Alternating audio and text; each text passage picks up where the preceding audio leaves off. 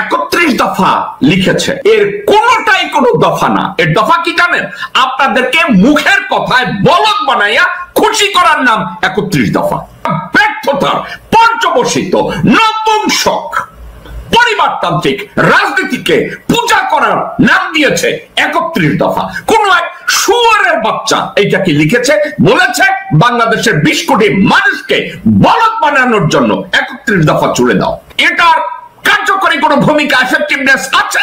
Zero, নাই।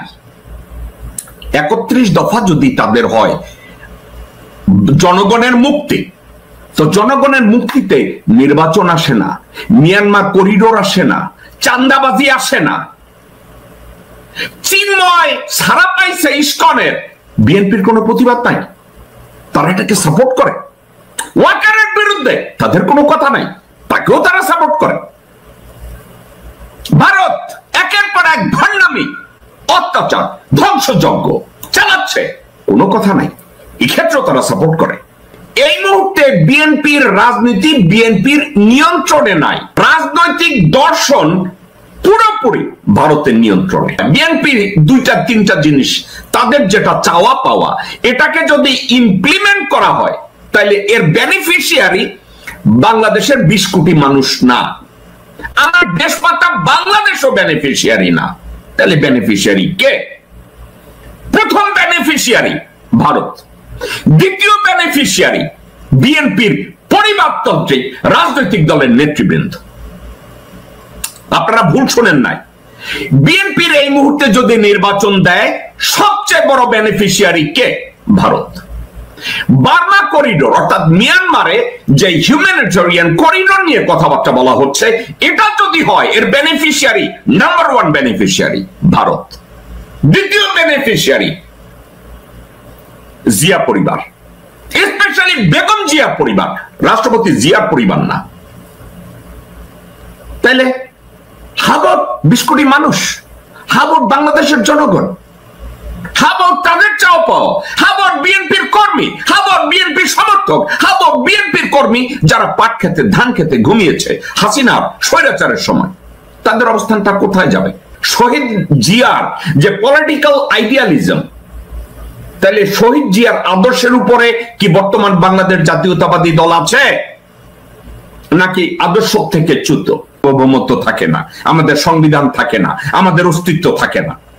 এজন্য সার্বভৌমত্বটার সাথে যেহেতু করিডোর জড়িত, বিষয়টা আমাদের কাছে ইম্পর্টেন্ট। দর্শকবৃন্দ, গত 17 বছরে, এই 17 বছরে শুধু আমি আওয়ামী লীগের কথা বলছি না, তার আগে মঈনুদ্দিন ফখরুদ্দিন, তার আগে বিএনপি ভারতকে বিভিন্ন ভাবে করিডোর দিয়েছে, ভারতকে বারবার বাংলাদেশের অভ্যন্তরে ব্যবসা করতে দিয়েছে, বাংলাদেশের অভ্যন্তরে তাদেরকে জায়গা দিয়েছে, এই করো ওই করো, তাদেরকে পানি দেয়, তাদেরকে গ্যাস দেয়, তাদেরকে পুরা দেশটা লিখে দেয়। কিসের জন্য? স্রেফ ক্ষমতায় থাকার জন্য। তারা আকাশ পথে করিডোর দিয়েছে, নৌপথে করিডোর দিয়েছে, স্থল ভাগে করিডোর দিয়েছে। বাংলাদেশের কোন রাজনৈতিক দল এটা নিয়ে টু শব্দ করে নাই। কেন করে নাই জানেন?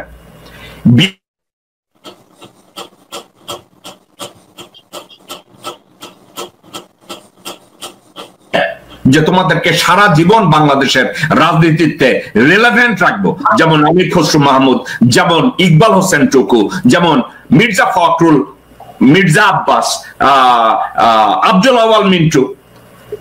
আওয়ামী লীগের নেতাদের নাম আর নেই না, কারণ ওখানে কম্বল বাঁচার মতো সরকার, ওদের দলীয় প্রধান থেকে শুরু করে সমর্থক পর্যন্ত তারা সবাই ভারত নীতিতে অটুট। ভারতের নীতি তাদের জন্য কোরআনের আয়াত। কোন মুসলমান ইমান নিয়ে আওয়ামী লীগ করতে পারে না।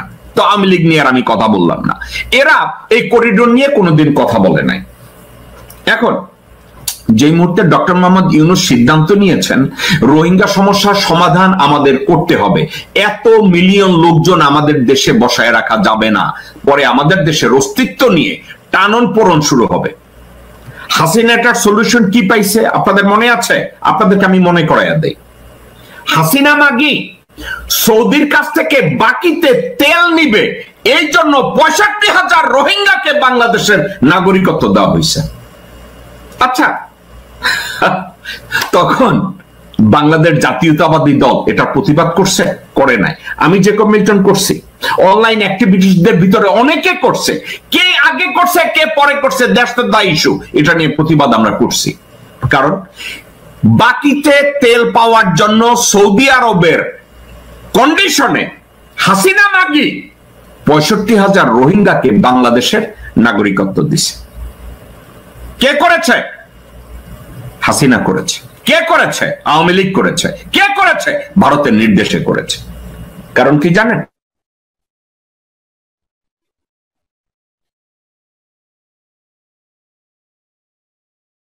করেছে। আর কি করেছে? রোহিঙ্গাদেরকে বাংলাদেশ থেকে তাদের নিজেদের ভূমিতে ফেরত দেওয়ার জন্য না আওয়ামী লীগ, না বিএনপি, না জামাতে ইসলামী তাদের কোনো পরিকল্পনা নাই। এখন তাদের পরিকল্পনা নাই কেন জানেন? বিশ্ববাসী তাদের কারো কথাবার্তার দাম দেয় না, জাতিসংঘ তাদের কথার মূল্য দেয় না, আমেরিকা তাদের কথার মূল্য দেয় না, ইউরোপিয়ানরা তাদের কথার মূল্য দেয় না, তো তারা চায়না তাদের কথার মূল্য দেয় না এবং বিশ্বাসও করে না। এখন তাইলে বিএনপি এই রোহিঙ্গা সমস্যার সমাধান তারা করতে পারবে?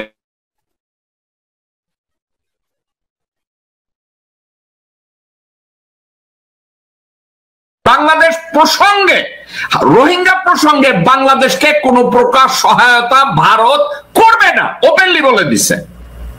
বিএনপি সেটা জানে, অথচ বিএনপি এটা নিয়ে কোনো কথা বলে নাই যে ভারত কেন সহায়তা করবে না, রোহিঙ্গা ব্যাপারে ভারত কেন এই ব্যাপারে আমাদের সাথে যাবে না, একবারও বিএনপি বলে না। কেন বলে না? বিএনপি, আমি বুঝি না, কোন একটা বউকে বয়ফ্রেন্ড ভালো শাড়ি কিনা দেয়, ভালো জায়গায় ঘুরাইতে নেয়, গাড়িতে উঠায় দেয়, নিজের স্বামীরে বাদ দিয়া বয়ফ্রেন্ডের দিকে যাবে। বিএনপি বর্তমানে বাংলাদেশের জনগণ এবং বাংলাদেশের অস্তিত্ব বাদ দিয়ে বাংলাদেশ জাতীয়তাবাদী দলের প্রতিষ্ঠাতা শহীদ রাষ্ট্রপতি জিয়াউর রহমানের আদর্শ থেকে সরে গিয়ে তারা বিএনপির রাজনীতির মূল মন্ত্র ছেড়ে দিয়েছে ভারতীয়দের হাতে। ভারত যা বলে বিএনপি তাই করে, কারণ বিএনপি পরিচালিত হচ্ছে ভারতের গোলাম আব্দুল আউয়াল মিন্টুর দ্বারা, বিএনপি পরিচালিত হচ্ছে ভারতের নাগরিক এবং বাংলাদেশের যৌথ নাগরিক মির্জা ফখরুল ইসলাম আলমগীরের দ্বারা, বিএনপি পরিচালিত হচ্ছে গোর খদক মির্জা আব্বাসের দ্বারা, বিএনপি পরিচালিত হচ্ছে আমির খসরু মাহমুদ চৌধুরীর দ্বারা, বিএনপি পরিচালিত হচ্ছে ভারতের নাগরিক এবং ভারতীয় পোষ্য সালাউদ্দিনের দ্বারা। তা আপনারা ইন্ডিপেন্ডেন্ট বিএনপি কে আপনারা আর কোথায় দেখতে পাবেন? দেখতে পাবেন না। বার্মা করিডোর নিয়ে তাদের যত আলাপ আলোচনা, যা সব আকাশে।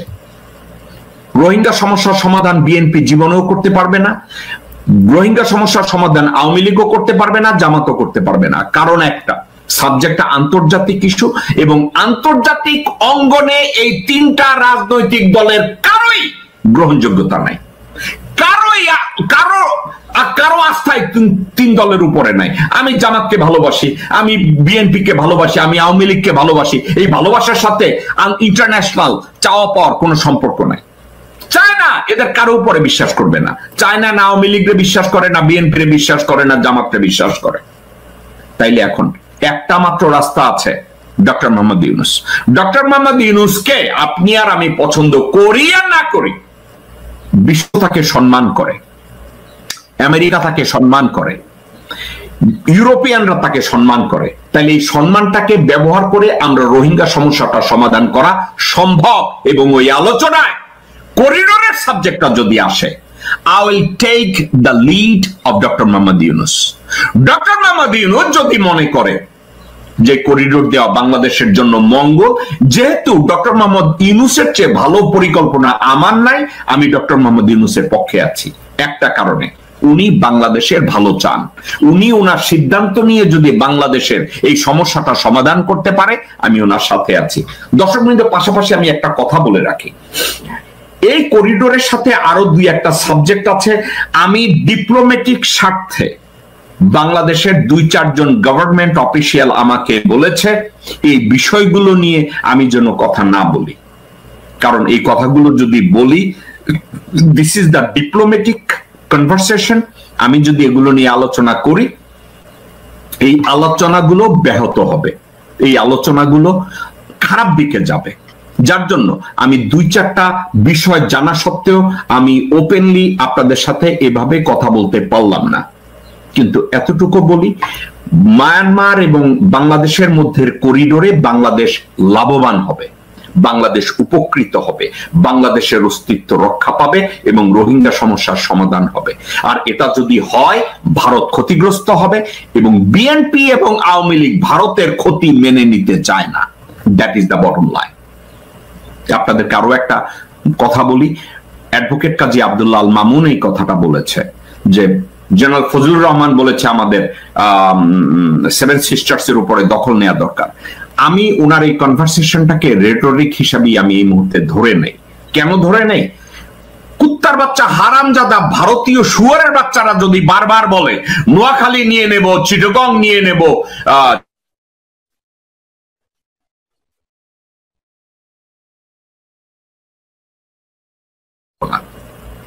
সর্বশেষ জেনারেল ওয়াকার, পলাশীর প্রান্তরে মির্জাফর ওয়াকারুজ্জামানের বাংলাদেশে কোনো ঠাঁই নাই, বাংলাদেশে তার কোনো গ্রহণযোগ্যতা নাই, আর্মিতেও তার কোনো গ্রহণযোগ্যতা নাই। শুধু বসে আছে ওখানে এবং চুপ্প বসে আছে বঙ্গভবনে এবং তাদেরকে ক্ষমতায় রাখছে বাংলাদেশ জাতীয়তাবাদী দল, তাদেরকে ক্ষমতায় রাখছে আওয়ামী লীগ। দর্শকবৃন্দ, এই বিষয়ের উপরে এটা শেষ। আর একটা কথার উপরে আমি ছোট্ট একটা কথা বলে আজকে শেষ করব। যেদিন হাসনাত আব্দুল্লাহ বলেছে যে ওয়াকার ডক্টর মোহাম্মদ ইউনূসকে সরকার প্রধান হিসেবে চায় নাই, যেদিন আসিফ মাহমুদ বলেছে জেনারেল ওয়াকার ডক্টর মোহাম্মদ ইউনূসকে সরকার প্রধান হিসেবে চায় নাই, আমি ওই দিন থেকে জানি যে হাসনাত আব্দুল্লাহ এবং আসিফ মাহমুদ ওদের জীবনের উপরে অনেক একটা হুমকি আছে। তাদেরকে মেরে ফেলার চেষ্টা করা হবে, তাদেরকে গায়েব করে দেওয়ার চেষ্টা করা হবে, তাদের বংশকে ধ্বংস করার চেষ্টা করা হবে। আজকের কথাটা কেন টানলাম? গতকালকের হাসনাত আব্দুল্লাহর উপরে আক্রমণ হয়েছে গাজীপুরে, তাকে মেরে ফেলার চেষ্টা করা হয়েছে, তাকে আহত করা হয়েছে। থ্যাংক আল্লাহ, আল্লাহ তাকে রক্ষা করেছে, আল্লাহ তাকে বাঁচিয়ে রেখেছে।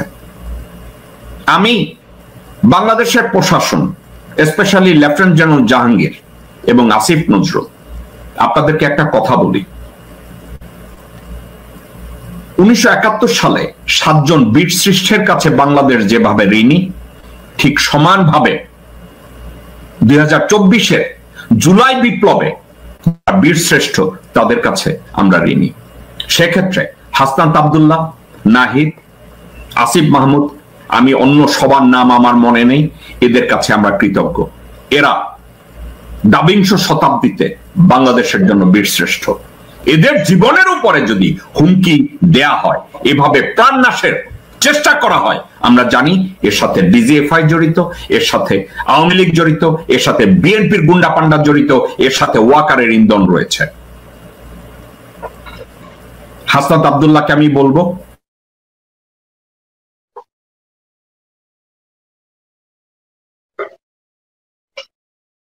তাদের অনেক দায়িত্ব থাকে, তারা এতটা মেনটেন করতে পারে না, যেহেতু you are not holding any government position. কিন্তু you have to become more careful. Asif Mahmud, you have to become more careful too. Nahid, you too. আপনাদের উপরে যেই হত্যার হামলা হয়েছে, আমি নিন্দা জ্ঞাপন করছি। ডক্টর আসিফ নজরুল এবং লেফটেন্যান্ট জেনারেল জাহাঙ্গীর, তাদের ব্যাপারে আরো সতর্ক হওয়ার জন্য আপনাদের দিকে দৃষ্টি আকর্ষণ করছি।